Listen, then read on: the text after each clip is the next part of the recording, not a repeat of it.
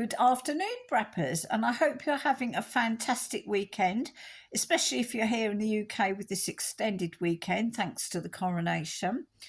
Obviously, I'm not personally going into details over what I think regarding the coronation, but one thing I do think, I don't like the fact that protesters are being arrested for doing absolutely nothing.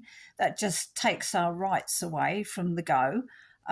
So that is my point of view on that. That's one thing I will speak up about because we're supposed to have a right to peaceful protest, and they weren't even given an opportunity to have a peaceful protest. And I just think that this country is like totally going backwards where things like that are concerned. Well, I've spent the weekend up in Oxford with my sister and some more of my family, which has been wonderful. And we did watch the coronation. My sister had her friend over, Jane, who's a very active Christian, been a missionary for many years, all that kind of thing. And partly it was very, very interesting. Obviously, we don't hold the same views about things at all because I'm definitely not an active Christian. My views are totally different. I guess they're more in line with spiritualism these days, being a great believer in the universe, as I've said on many occasions. So we're watching the coronation, and afterwards we had a meal and we had a really good chat. And I was interested to find out about Jane. She worked with her mission over in Karachi, Pakistan, for a number of years. She spent a good decade out there, and she was working on schools, creating co-ed schools, which, as you can imagine, is a big thing in basically a Muslim country, co-education, period. Sorry, I'm tripping over my words today. But the bit that I was really interested in, prior to that, Jane worked with drug addicts. And I'm linking this up with the coronation because at the moment there are a lot of people saying, why is this super expensive coronation that's cost us millions and millions gone ahead when there are starving people in our country, etc., etc., etc. Well, I was interested because Jane was speaking about the drug addicts that she worked with. And because the women aren't allowed out so much within society, and these are Christian women, these are not Muslim women, they're Christian women, but this is in society as a whole. The woman's role basically is to bring up the children, and because of the poverty, etc., a lot of the male population in that area became addicts. And the point about this that was so interesting, when it came up to Christmas, when she was out there at Christmas times, Jane was saying that the families got together and they all invested money in a fund to put stars up in their street so that each end of their street there would be this beautiful, huge star, which was part of their Christmas celebrations. And the reason that I'm mentioning that is because when we look at our lives, we have to prioritise. And these, obviously, they're very poor people. But we could have said their money should have been used for food. They should have been investing their money in Christmas food, etc. But at the end of the day, they wanted to invest in community spirit. And that's what's important here. The stars are upholding the whole of the community.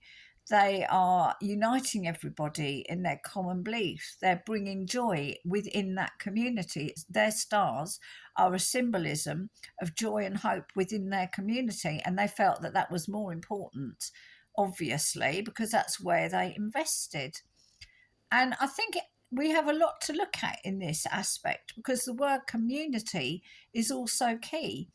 The likelihood of that happening on the estates here in London, people getting together and saying, okay, let's put money into something altogether to improve life on our estate, is not the chances of that happening are pretty low. People in the UK, I'm not going to say that they all live in isolation. A lot of families do live very close to one another, but we still tend to operate more as individual family units and as a united family or a united community. And I think that that is the actual key here. Whereas over in Karachi, people know people and they were working together for the good of the whole. I think there are lessons to be learnt in that. As British people, I don't think we have much of a sense of community. Specific individuals try to create a sense of community. I've spoken before about Paul Walcott because that's one person that I know straight away on my Facebook is out there in his own local area actively working towards improving things for the people that are on the streets out there. Lots of other people will do community events. I know Mackie in the past has done community events. Other people do community events. There are the Walk Wednesdays. Angie Lamar started off.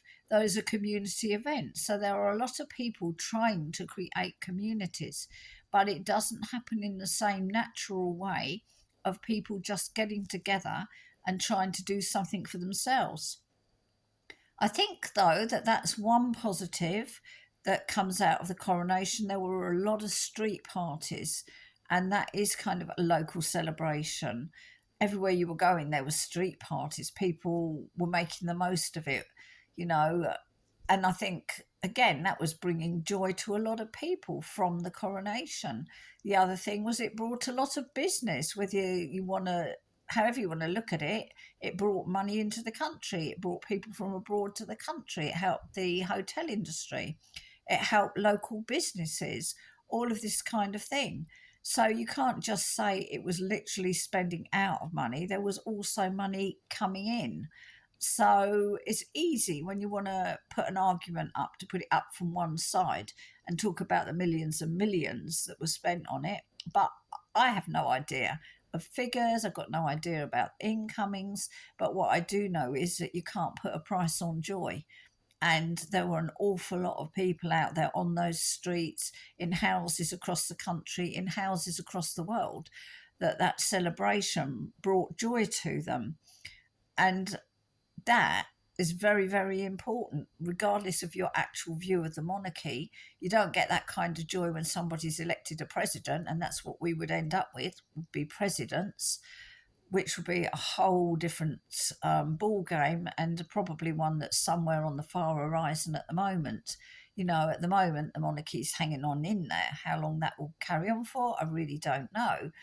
Charles, how long he's going to last as King Charles III, I don't know, because the man's in his 70s, but he could have quite a good innings. He could have another 20 years in him, you know, it's quite possible.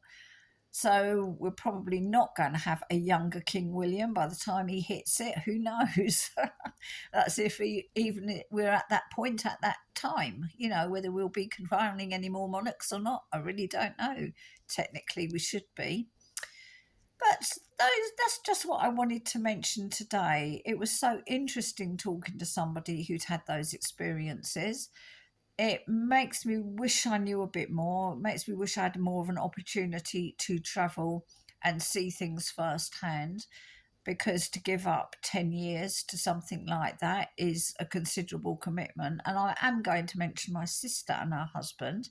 They gave up 10 years of their lives helping refugees out in Vienna. That was a long time ago. They've been in this country for a long time now, and they still do a lot of Christian work.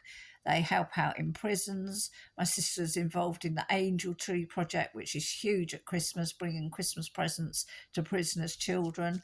You know, there's a lot going on out there that's really, really positive.